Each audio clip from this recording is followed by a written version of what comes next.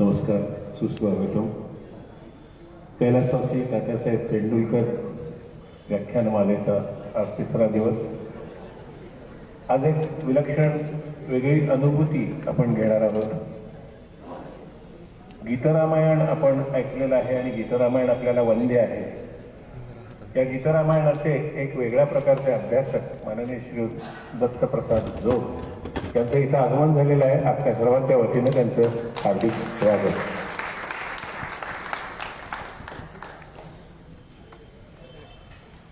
विलक्षण वेगळा असा प्रकार आज आपण अनुभवणार आहोत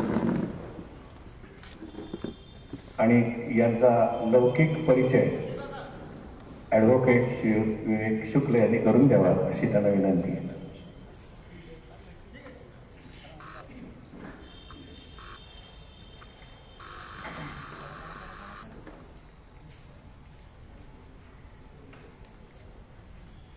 आदरणीय व्यासपीठ, व्यासपीठावरील सर्व सन्माननीय लोक, समोर बसलेले जाणकार श्रोते, ज्यांचं व्याख्यान आपण पुढं ऐकणार आहोत ते डॉक्टर अडके साहेब आणि आपण सर्व. आजचे वक्ते श्री दत्तप्रसाद दत्तात्रय जोग यांचा परिचय करून देण्याचं मोठं काम आहे माझ्याकडे. मोठं म्हणतो याचं कारण असं की एक 3 पानं त्यांनी म्हणजे त्यांच्याविषयीच्या परिचयानं भरलेली आहे. आता त्यातलं काय घ्यायचं, काय गाळायचं आणि किती सांगायचं हे थोडं कठीण काम आहे. तर मी थोडक्यात सांगण्याचा प्रयत्न करतो. जोग सरांचं मूळचे गोव्याचे ते आनंदघन सोनाळ सत्री वाळपई गोवा इथले. कृषी क्षेत्रातली पदवी घेऊन मराठीमध्ये BSc करून मराठीमध्ये MA केलं आणि मग त्यानंतर या क्षेत्रात त्यांची मोठी मुसाफिरी सुरू झाली. गझल संग्रह असो किंवा गीतलेखन असो, कविता संग्रह असो, असं बरंच लेखन त्यांनी केलेलं आहे. त्यांचा जो निवडुंग गझल संग्रह आहे त्याला 2020च्या गझलदीप संस्था सुरेश भट यांच्या नावानं असणारा पुरस्कार मिळालेला आहे. त्याचप्रमाणे तिलकराज न्यास अमेरिका तर्फे हिंदी काव्य साधक सन्मान मिळालेला आहे. आणि आयुष्यातलं सर्वात मोठं काम त्यांनी जे केलेलं आहे ते म्हणजे गीतरामायणाचं हिंदीमध्ये भाषांतर केलेलं आहे. आपल्याला माहिती आहे की गीतरामायण हे गदिमांचं एक अजरामर अशी कलाकृती, ज्यातली अनेक पदं आपण रोज म्हणतच असतो, त्याचं हिंदी भाषांतर त्यांनी केलं. आणि त्याबद्दल उत्तर प्रदेशचे मुख्यमंत्री योगीजी आदित्यनाथ योगीजी यांनी त्यांना बोलवून घेतलं, त्यांचा सन्मान केला, स्वतःजवळ 2 दिवस ठेवून घेतलं आणि घरचा पाहुणचार त्यांना दिला.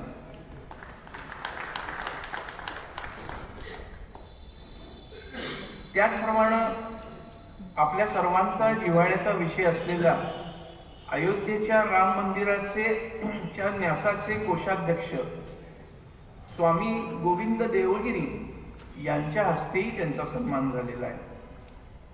मग महाराष्ट्र पत्रकार संघातर्फे मराठी भाषा सेवा योगदानासाठी सन्मान आहे. नाट्यगीत लेखनासाठी पंडित तुळशीदास पुरस्कार, पंडित तुळशीदास बोरकर आणि प्रभाकर कारेकर यांच्या हस्ते सन्मान आहे. असे अनेक सन्मान त्यांच्या वाटेला आलेले आहेत. अंदाज नावाचा मराठी कविता संग्रह, मराठी नाट्यगीतांचा संग्रह नाट्यमधुरा, अशा संग्रहांचे ते जनक आहेत. अनेक कार्यक्रम ते करतात. संगीत कार्यक्रमामध्ये निवेदकाची अवघड भूमिका देखील ते पार पाडतात. मराठी गझल मुशायऱ्यांचे निवेदन करतात. अनेक साहित्य परिषदेमध्ये त्यांचा सहभाग आहे. विशेषत्व करून गोव्यामध्ये ते राहत असल्यामुळं गोव्यातल्या साहित्यिक संघामध्ये आणि साहित्यिक जे काही हे परिसंवाद होत असतात त्यामध्ये त्यांचा सहभाग खूप मोठा आहे. आज आपण त्यांच्या वाणीचा प्रत्यय घेणार आहोत.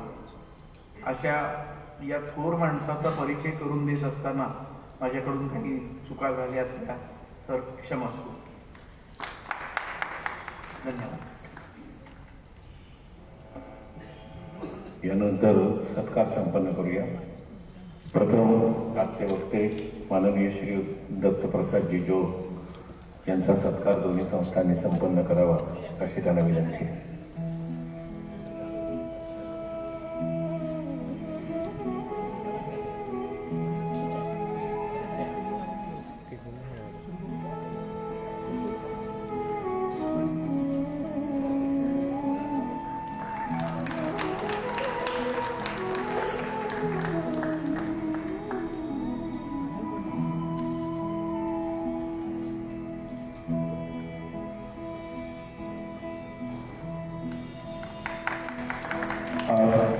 तेंडुलकर परिवाराच्या वतीनं माननीय श्री प्रकाश तेंडुलकर रंगमंचावर उपस्थित आहेत. त्यांचाही सत्कार संपन्न करावा अशी विनंती.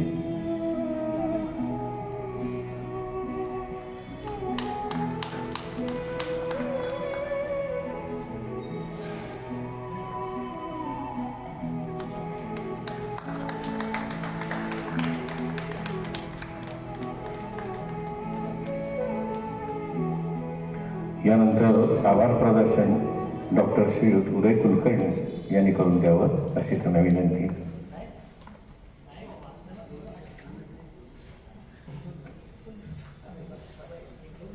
नमस्कार. आजचे आपले प्रमुख व्याख्याते माननीय श्री दत्तप्रसादजी जोग आमच्या खास निमंत्रणाला मान देऊन गोव्याहून इथं आले, म्हणून सर्वप्रथम मी त्यांचे दोन्ही संस्थांच्या वतीनं आभार मानतो. आजचे ह्या संपूर्ण महालक्ष्मी बँक आणि ब्राह्मण सभा करवी यांच्या माध्यमातून ही जरी व्याख्यानमाला असली तरी याला प्रमुख पाठबळ हे तेंडुलकर कुटुंबियांचं असतं आणि ह्या सर्व परिवाराचे आम्ही अत्यंत आभारी आहोत, ऋणी आहोत. त्या सर्व कुटुंबियांचं आम्ही कधीच ऋण फेडू शकणार नाही. आज त्यांच्यातलेच प्रकाश तेंडुलकर आज या व्यासपीठावर विराजमान आहेत. बाकीचे सर्व कुटुंबीय प्रत्येक दिवशी इथे असतातच हजर असतात. त्यांचं मनपूर्वक आभार. प्रायव्हेट हायस्कूल सोसायटीच्या तर्फे हा आपल्याला दरवर्षीचा मिळणारा स्थळ आहे आणि अत्यंत सुंदर इथे व्यवस्था होते. सर्वांना चांगली सोय ह्या दृष्टीतनं मिळते. त्यामुळं सर्व संस्था चालकांचे प्रायव्हेट हायस्कूलचे मी मनपूर्वक आभार मानतो. इतर आलेले पत्रकार की ज्यांच्या माध्यमातून सर्व पेपर्समधून आपल्याला याची संपूर्ण माहिती मिळत असते, डिटेल्स मिळत असतात आणि त्यांनी चांगली प्रसिद्धी केली. त्यामुळंच ह्या व्याख्यानमालेची महती जी असते ती संपूर्ण आपल्याला गावामध्ये पोचत असते आणि त्यामुळं माणसं आकृष्ट होत असतात आणि येत असतात. त्यामुळं सर्व पत्रकार बंधू, छायाचित्रकार, सोशल मीडिया ह्या सर्व लोकांचे मी मनपूर्वक आभार मानतो. ज्ञात अज्ञात हितचिंतक जे आहेत त्यांचा प्रत्यक्ष अप्रत्यक्षरित्या या संपूर्ण व्याख्यानमालेला आम्हाला संपूर्ण काही ना काहीतरी पाठिंबा त्यांचं योगदान असतं. प्रत्येकाचं नाव घेणं शक्य नाही आहे, परंतु या सर्वांचे मी आभार मानतो. धन्यवाद.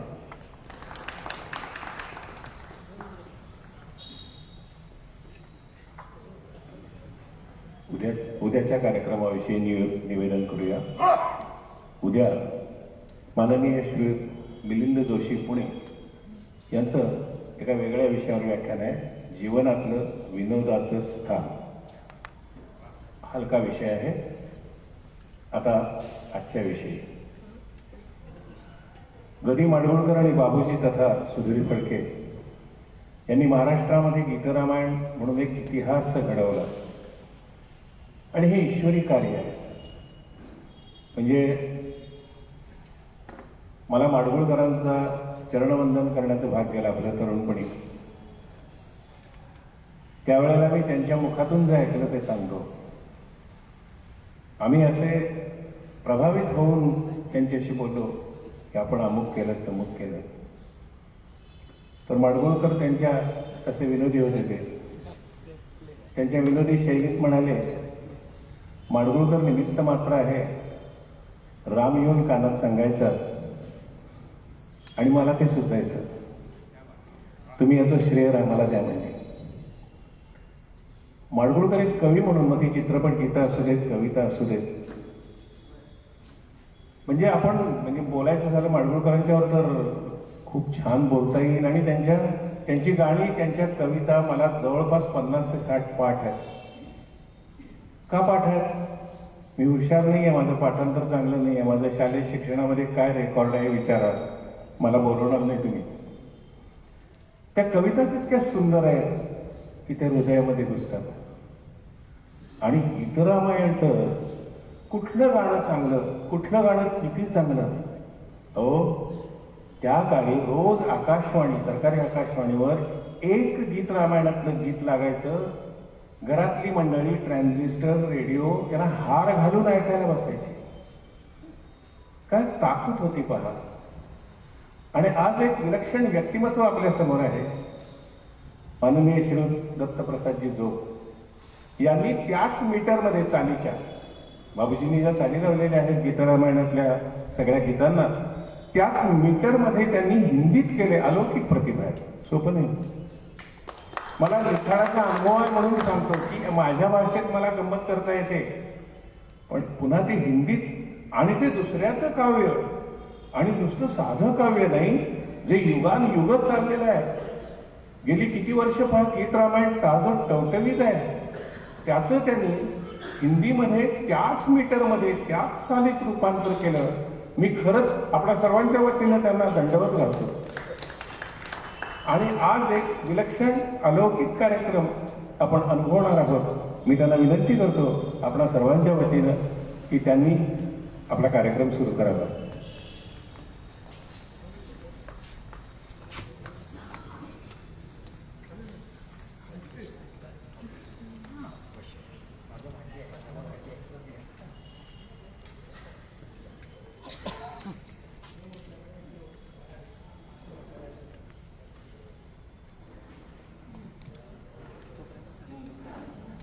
नमस्कार. ऐकू येतंय व्यवस्थित सगळ्यांना? तुम्हा सगळ्यांच्या हृदयामध्ये जो राम आहे, तुम्हा सगळ्यांच्या हृदयामध्ये गदिमा आहेत, त्यांना वंदन करतो आणि सुरू करतो. कारण गदिमा कुठेही नाही आहेत, श्रीराम अजून कुठेही नाही आहेत, ते हृदयामध्ये आहेत. आणि समोर इतकी माणसं ऐकण्यासाठी गीत रामायणाविषयी, गदिमांविषयी ऐकायला आहेत. तुम्ही सोडून कुठेही ते नाही आहेत, ते तुमच्यामध्येच आहेत. त्यामुळे रामा मी तव दास दास म्हणावी, माते कशाचे भय, रामा जाईल ज्या स्थळी सुखगणा, होईल तेथे जय. रामाया भुवनत्रयी तुझविणे नाही तुझा तारक, रामा सकलार्थ पूर्ण करसी, तू तात मी बालक. असं वर्णन समर्थांनी केलेलं आहे. Brahman Sabha Karveer Mangaldham Mahalakshmi cooperative bank limited आणि तेंडुलकर परिवार यांच्या वतीने हे निमंत्रण माझ्यापर्यंत आलं आणि भाग्य लाभलं मला हे असं म्हणतो की तात्यासाहेब तेंडुलकर स्मृती व्याख्यानमाला जी इतकी जुनी आहे आणि इतकं दर्जेदार काम तुम्ही करता आहात, तिथे गदिमा हा माझ्या आवडीचा विषय, गीत रामायण हा त्याहून आवडीचा विषय. म्हणजे जसं भागवत म्हणाले तसा तो प्रश्न अनुत्तरित राहतो की गदिमा जास्त आवडतात की गीत रामायण जास्त आवडतं, मग गीत रामायणातलं कुठलं गाणं जास्त आवडतं, हे सगळे प्रश्न तसे अनुत्तरित राहतात आणि शेवटपर्यंत उत्तर सापडत नाही. अशा ठिकाणी मला ह्या आवडत्या विषयावर बोलता यावं आणि त्यासाठी कोल्हापूर जगदंबेच्या पायाशी इथे तुम्हा सगळ्यांच्या समोर हे सगळं सांगता यावं यासारखं दुसरं भाग्य नाही. त्यामुळे जे काही अनुभवाचं व्याख्यान काय आहे, मला सुमित्रा माडगुळकर म्हणजे ज्यांच्याविषयी आज बोलणार आहोत ते गदिमा गजानन दिगंबर माडगुळकर यांचे नातू सुमित्रा माडगुळकर गदिमा.com अशी साईट ते चालवतात.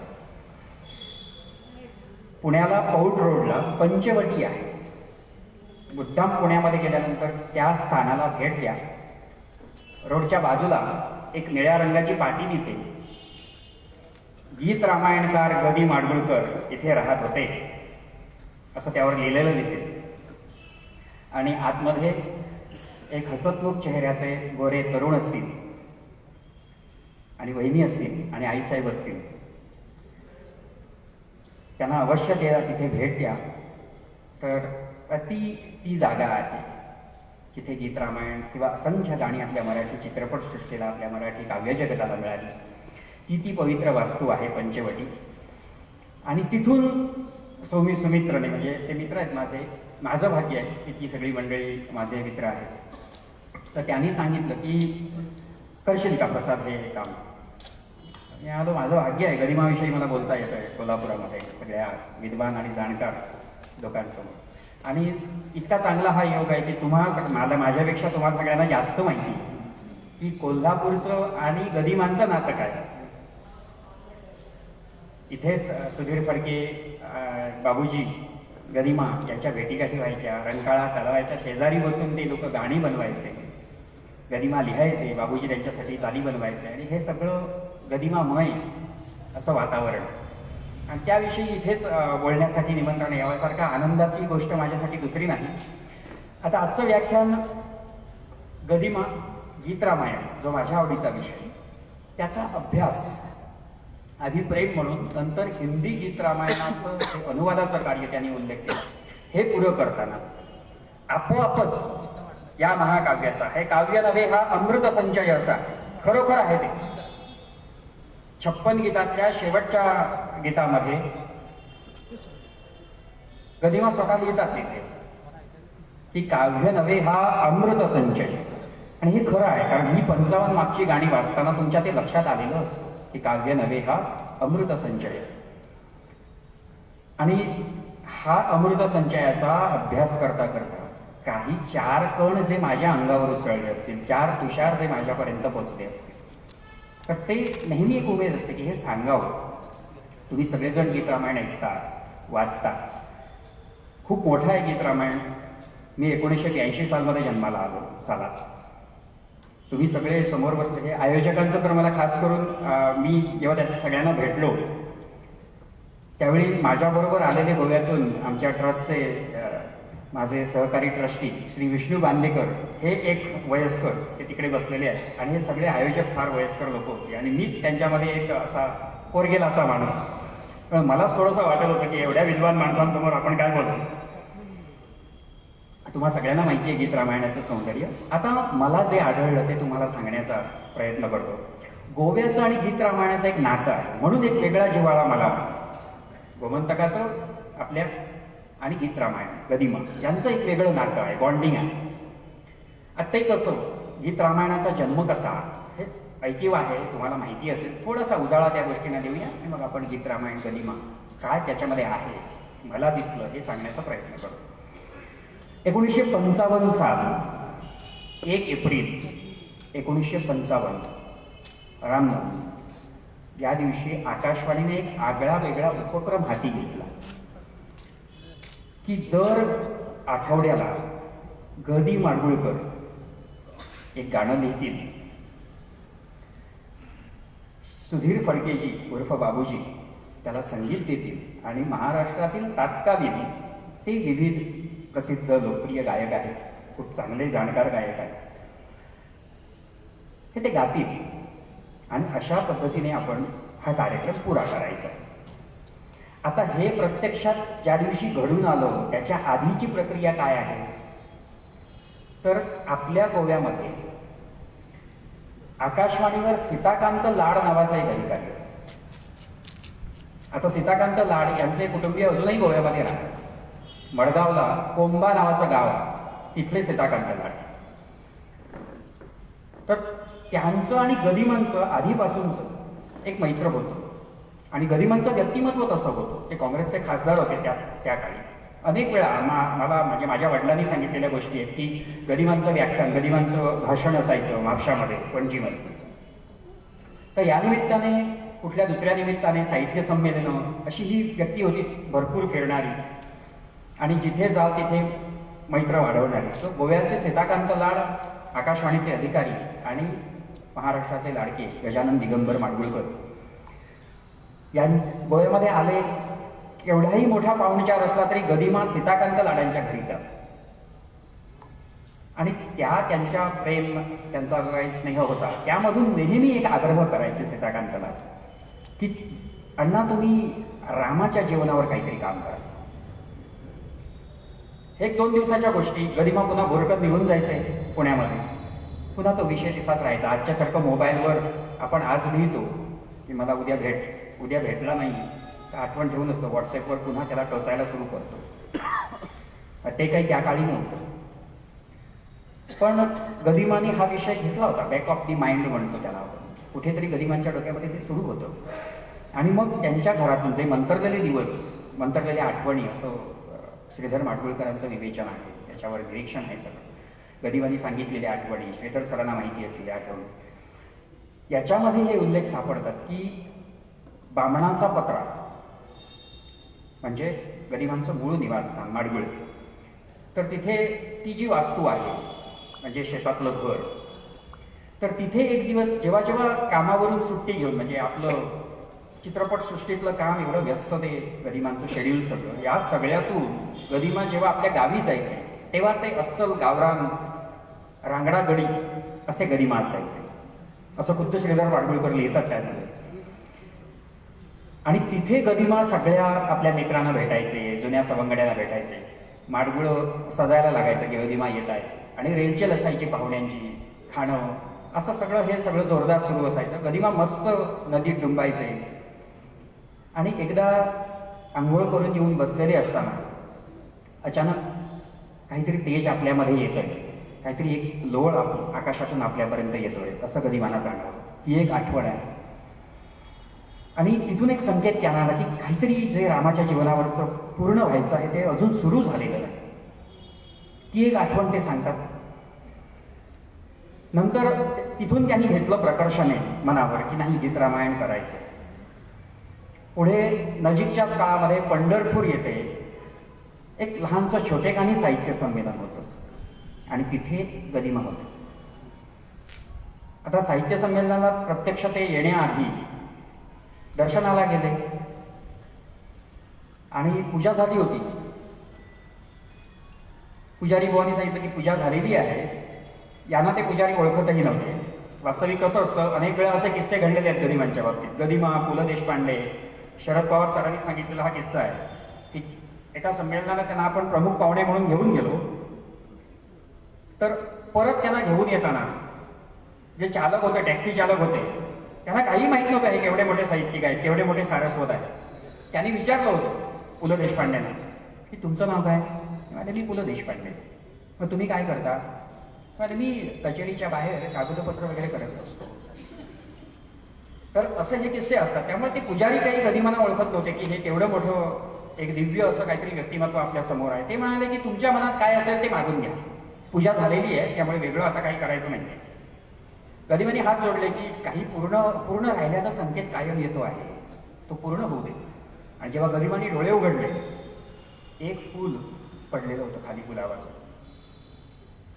ते पुजारी बुवा म्हणाले की नक्की तुमचं काम होणार, तुम्ही जे मनात धरले.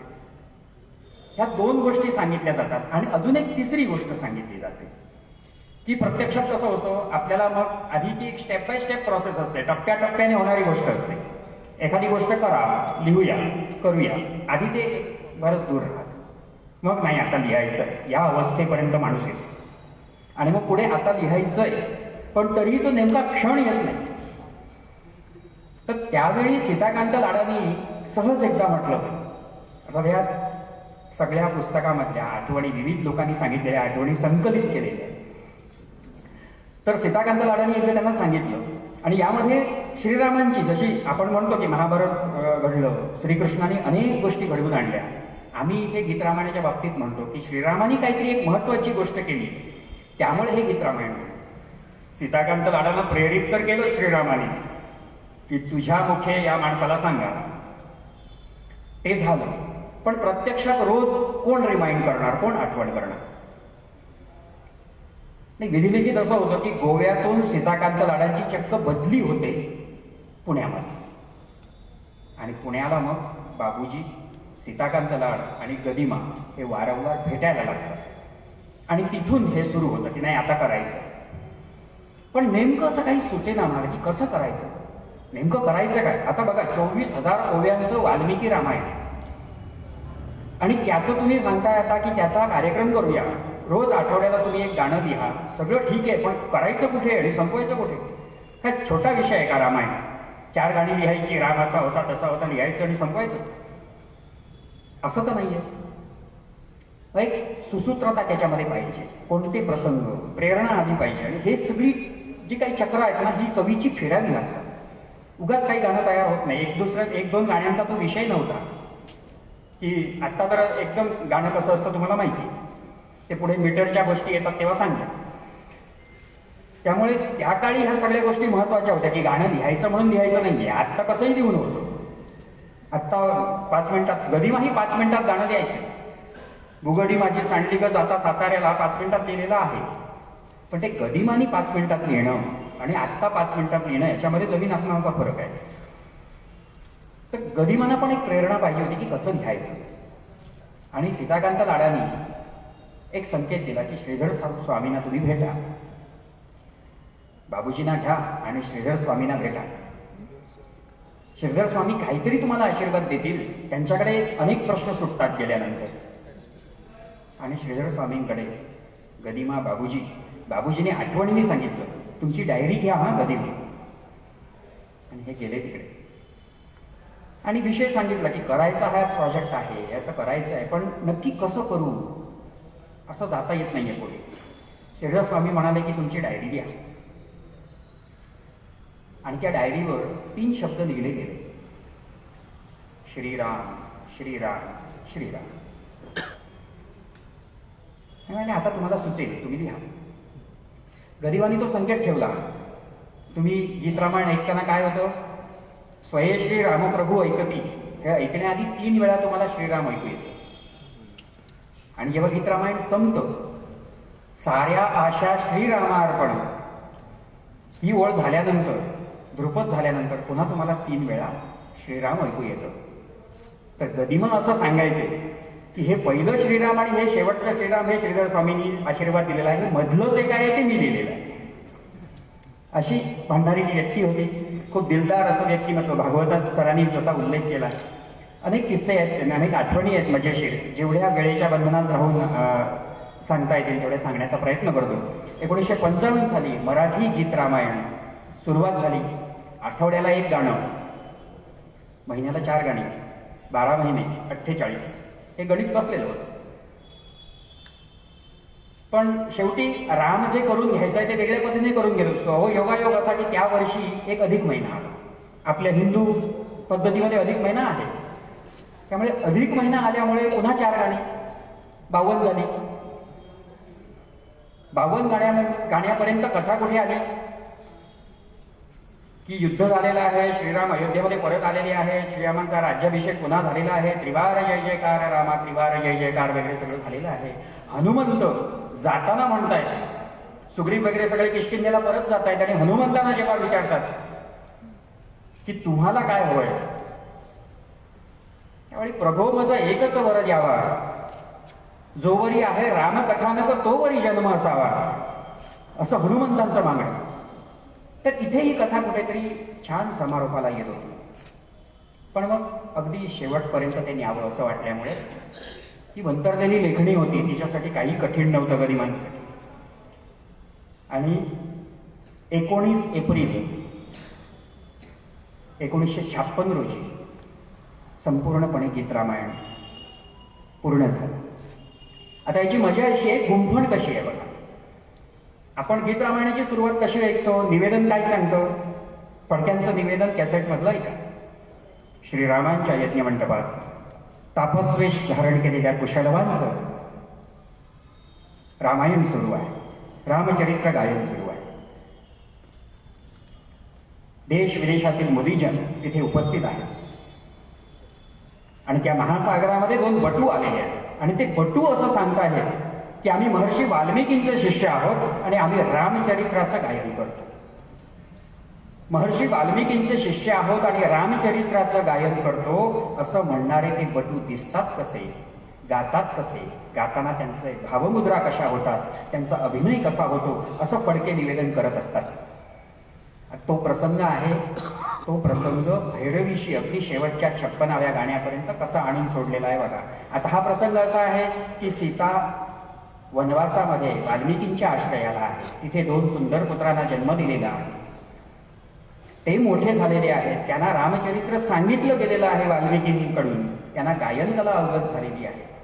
आणि रघुरायांच्या नगरी जाऊन गा बाळानो श्रीरामायण असं वाल्मिकी त्यांना आज्ञा करतात. तिथे नेऊन ते गाणं, तिथे नेऊन गीत रामायण संपतं.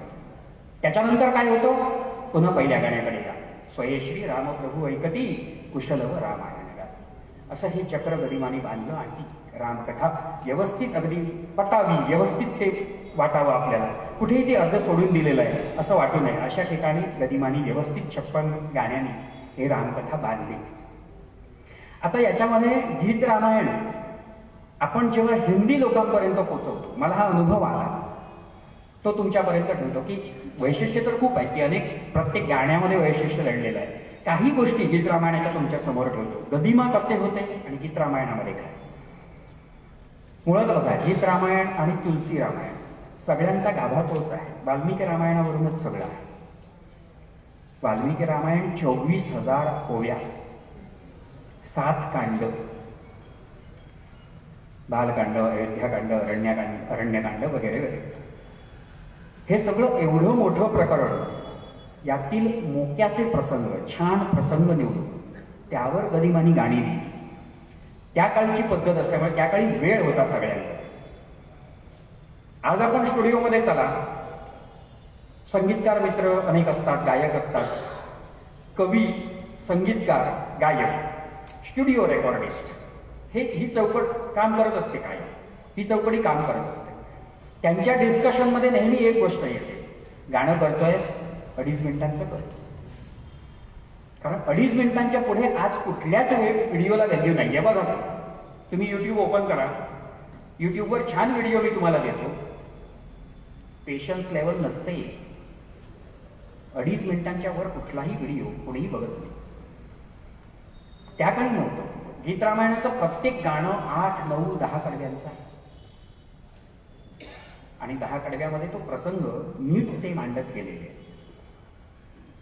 पण तुलसी रामायण अनेक वर्ष हिंदी भाषिकांना अगदी छान त्यांच्या हृदयात आहे, नित्यपाठ करतात घरात, खूप आपल्यापेक्षाही कितीतरी पटीने. राम भक्त मंडळी उत्तरेमध्ये आहे. श्रीराम आपलेच आहे, श्रीराम संपूर्ण भारताचे आहे, पण हे खरं दैवत उत्तर प्रदेशचं आहे.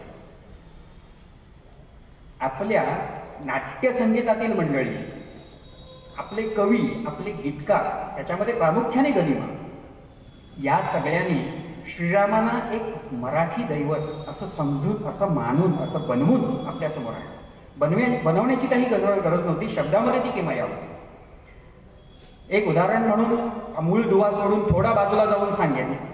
एक गाणं आठवा, सावळा ग रामचंद्र माझ्या मांडीवर नातो. आता मला सांगा, हे म्हणताना तुम्हाला उत्तर प्रदेशातली ती बाई आठवणार आहे की आपली मराठमोळी बाई आई आठवणार आहे? ही चाल, हा गोडवा, हा रिदम, ही शब्दकळा, हे सगळ्यामुळे श्रीराम मराठी झाले. आणि हिंदी गीत रामायणामध्ये आमच्या समोर चॅलेंज ही होती की आम्हाला हिंदीतून आलेला मराठी बनून आपल्याला भेटलेला श्रीराम आम्हाला परत हिंदी लोकांना द्यायचा होता की हा तुमचा तो ना राम. कारण आपण काही अनुवाद करताना हे मराठमोळं गाणं आहे, याला हिंदी बनवायचं. हे चॅलेंज स्वीकारताना, हे काम करताना जी निरीक्षणं समोर आली ती सांगतो. तर त्यांना हिंदी गीत रामायण कसं माहिती आहे की तुलसीदासजी प्रत्येक प्रसंगाचं वर्णन करतायत, पण गातायत कोण? तुलसीदासच गातायत. तुम्ही रामायण सिरियल बघा, यामध्ये जैन सरांनी जी काही रवींद्र जैनांनी जे काही एक्स्ट्रा ॲड केलं ते तुम्हाला वाटेल की पात्र गात आहे, पण मूळ गाभा जो आहे तो तुलसीदासांचा तसाच आहे. तर तुलसीदास इथे एक कवी होऊन एक प्रतिभावंत कवी, आपली कल्पनाशक्ती वाढवणारे, अशा सगळ्या रूपानं एक थर्ड पर्सन, एक तिसरी व्यक्ती म्हणून त्याचं वर्णन करत आहे रामायणाचं. रामायण प्रचंड मोठा ग्रंथ, त्याचं वर्णन जसं वाल्मिकीने केलंय तसं तुलसीदास करतायत. गीत रामायणामध्ये हा भाग नाही. कधी निरीक्षण करून बघा, गीत रामायणामध्ये 1-2 गाणी वर्णन आहे, बाकी सगळी पात्र बोलतात. स्वतः राम बोलतो, स्वतः सीता बोलते, स्वतः हनुमंत बोलतात, स्वतः सुग्रीव बोलतात. आता वैशिष्ट्य म्हणून बघा, गीतकाराला सांगितलं की बाबा या अल्बममध्ये या विषयावर तुला गाणी करायची. त्या जमान्यामध्ये 1955 मधलं हे काम आहे, गाणी करायची आहेत या रामायणाच्या विषयावर. तो माणूस काय करेल? छान छान गोड गोड प्रसंग निवडेल आणि त्याच्यावर गाणं करेल. कुणी डेअरिंग करणार आहे का शूर्पणखेच्या तोंडी गाणं देण्याचं? कोण गीतकार आहे शूर्पणखेला गाणं देणार? कुंभकर्णाला गाणं. आता कुंभकर्णाने कसा गाणार आहे? पण कुंभकर्णाला गाणं आहे, कारण कुंभकर्णाचं काम महत्वाचं आहे. वाल्मिकी कधीही विसरत नाही. वाल्मिकी आवर्जून सांगतात की झोपेतून उठल्यानंतर कुंभकर्णाने रावणाची घोर निंदा केलेली आहे. मग हा संकेत लोकांपर्यंत जायला नको, नाहीतर हे लपून राहील गाण्यापासून. गदिमा तो दुवा सांभाळतात. गदिमा कुंभकर्णाच्या तोंडी गाणं देतात, अगदी सडेतोड. योग्य समयी जागविले बांधवा मला, लंकेवर काळ कठीण आज पातला. आणि पुढलं गाणं ऐका, अगदी म्हणजे राव असं वाटायला लागतं क्षणभर की कुंभकर्ण सुद्धा रामाच्याच पक्षाचा आहे की काय. इतक्या कडक शब्दामध्ये बोलतो की पाप्याप्रती आत्मघात, दुष्कर्म्या नरकपात, अटळ की जो नियतीने नियम योजिला. इतक्या अगदी म्हणजे सडेतोड, काही ठेवत नाही बाकी. रावणाला मूर्ख म्हणतो, रावणाला दुरात्मा म्हणतो, रावणाला व्यवहार शून्य म्हणतो. हे सगळं कुंभकर्ण बोलतो आणि गदिमा ते बोलून घेतात. सगळं ते आणतात आपल्यासमोर, लपून ठेवत नाही. दासदासी त्याही गातात, नावाडी गातात, सुमंत गातो, दशरथ गातात. तर या सगळ्या पात्रांचा स्वभाव कशावरून? लक्ष्मणाची सगळी गाणी बघा. लक्ष्मण कधी बोलणार आहे? शेषाचा अवतार आहे. स्वभाव कसा आहे? श्रीरामांसारखं संयमी स्वरूप बिलकुल नाही. जिथे जिथे अन्याय आहे, जिथे जिथे असं काहीतरी अघटित घडतं आहे, अनैतिक घडतं आहे, लक्ष्मणाचा त्वेष जागृत होतो, चीड जागृत होते. ती चीड दरवेळी तो लक्ष्मण दिसतो. रामाविण राज्यपदी कोण वैसतो, घेऊन या खड्ग करी मीच पाहतो. चापबाण घ्या करी सावधान राघवा, आश्रया गुहेकडे जानकीस पाठवा. चापबाण घ्या करी सावधान राघवा. स्वभाव सोडलेला नाहीये, स्वभाव तसाच्या तसा आहे. सीता पुढे गाण्यामध्ये हे दिसणारच आहे. गाण्यांचं वर्णन करताना सीता वेगवेगळ्या स्वभावामध्ये आहे, वेगवेगळ्या मनोवस्थेमध्ये. इथे मनोवस्था फार महत्वाची. ती कौशल्या वेगळी आहे. उगाका काळीज माझे उले, पाहुनी वेलीवरची फुले. आणि ती कौशल्या वेगळी आहे. सावळाग रामचंद्र माझ्या मांडीवर राहतो, अष्टगंधांचा सुवास निळ्या कमळाला येतो. ती कौशल्या अजून वेगळी आहे. नको रे जाऊ रामराया म्हण, सांगून येते आज सांगते, मजहून याना ती आवडते. तर हे सांगणारी कौशल्य वेगळी आहे. निरोप कसाला माझा घेता, जेथे राघव तेथे सीता, असं सांगणारी सीता वेगळी आहे. आणि मुद्रिका सहज मी ओळखली ही त्यांची, मज सांग अवस्था दूता रघुनाथांची. हे सांगणारी सीता वेगळी आहे. ती वेगवेगळ्या वेळी वेगवेगळं म्हणते. ती सीता पण वेगळी आहे, जी मज आणूनी द्या तो हरिण अयोध्यानाथा म्हणते. तर हे स्वभाव वैशिष्ट्य कुठल्याही पात्राचं, त्या पात्राचं वय, त्या पात्राचा स्वभाव, त्या पात्राची ती मनोवस्था रामायणातल्या त्या प्रसंगात. आणि मग अजून एक दुवा राहतो, तो पुढे सांगतो भाषेचा.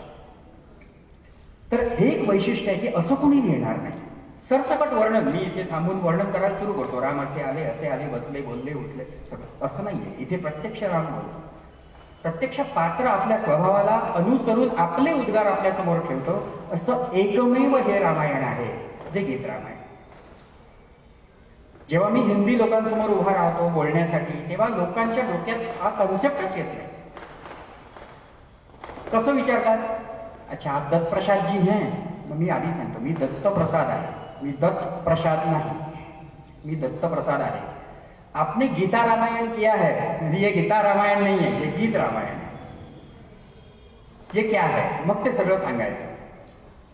मग ते हे वाल्मिकी रामायणी आहे ना, मग हे सगळं सांगावं लागतं की असं असं घडलं होतं मराठीमध्ये आणि असा कार्यक्रम पुन्हा झालेला नाही.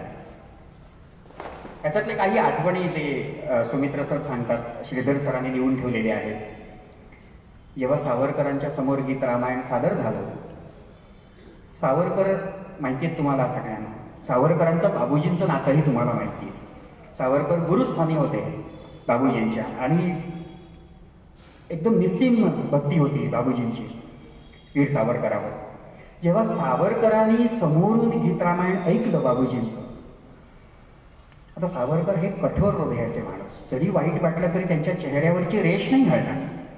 किती करारी, किती संयमी, किती कणखर माणूस असेल, पण साऱ्या आशा श्रीरामार्पण अशी शेवटची ओळ बाबूजींच्या तोंडून निघाली आणि सावरकरांचा कंठमणी हलला आणि खळकन 2 अश्रू गालावर सावरकरांच्या ओघळले, असं बाबूजी लिहितात. म्हणाले की त्या दिवशी मला कळलं की गीत रामायण किती स्पर्श करू शकतो मनाला. अनेक लोक दैव जात दुःखे करता दोषना कुणाचा, हे ऐकताना 10 कडव्यांचं गाणं आहे. अनेक लोक रडताना मी बघितलेली आहेत मराठी कार्यक्रम जेव्हा सादर होतो किंवा हिंदी गाणं जेव्हा सादर होतो त्यावेळी.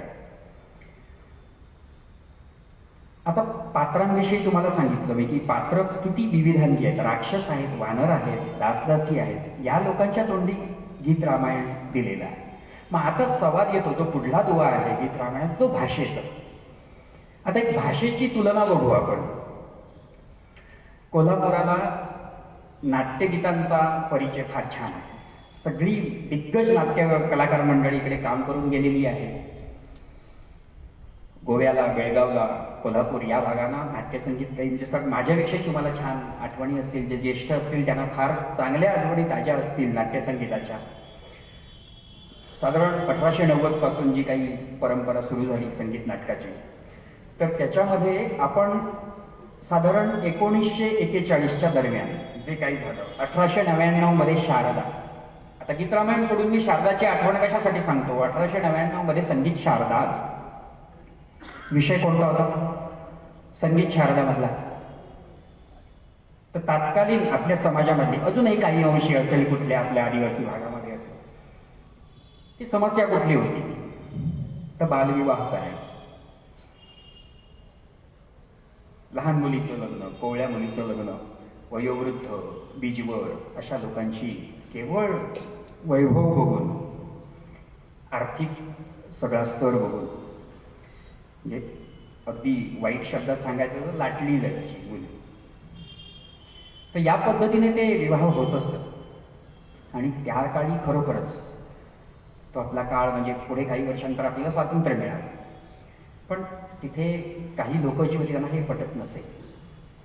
आणि त्या सगळ्या जी काही घुसमट होती त्या प्रकाराला वाचा फोडण्यासाठी फार छान विषय हँडल केलेले होते त्या सगळ्या नाटककारांनी.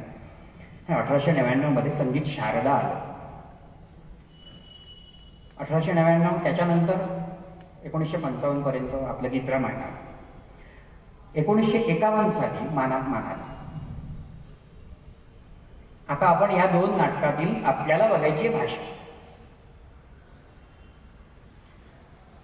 शारदेच्या वेळी शारदेच्या कथानकामध्ये रस्त्यावरून जाणारा कोदंड नावाचा जो संन्यासी आहे त्याच्या तोंडची भाषा काय आहे की जठरा नलशम वाया नीच्या कान भक्षिसी गोमय ताजे. अनेक लोकांना मी हे सांगतो त्यावेळी हे लक्षात त्यांना हे नाहीच आहे, हे काही कळत नाही असं. आता आपल्या मराठी मुलांना हे सांगितलं की जठरा नलशम वायानीच्या कान भक्षिसी गोमय ताजे, हे आत्ता जर आपल्या मराठी मुलांना आपण सांगितलं तर काहीही त्यांना कळणार नाही. तर मानापमानची गोष्ट कशी आहे, मानापमान मधला धैर्यधर जो सेनापती आहे यांचा वेश बघा तुम्ही. मानापमान स्टेजवरचं जॅकेट आहे, बूट आहे, लष्करी वेश आहे, छान पट्टा आहे, कमरेला तलवार आहे, कॅप सुद्धा आहे. आणि त्यांच्या तोंडी भाषा कोणती आहे, ही तर एकदमच जड आहे की देहाता शरणागता मृद विलसित नत गता पंकयुता मुकमलिना धना हो प्राता. काय कळलं, काही कळलं नाही. हे विषय कुठले, विषय अगदी जवळच आहे. शारदेच्या काळ जी काही मांडली होती समस्या ही त्याच काळातली समस्या होती, कुठे जुनी समस्या आहे. बालविवाह होत आहेत, लहान मुलींचं लग्न, कोवळ्या मुलींचं लग्न म्हाताऱ्या लोकांशी तुम्ही लावून देताय, ही त्याच काळची समस्या, तात्कालिक समस्या होती. धैर्यधर हा एका संस्थानिकाचा सेनापती होता.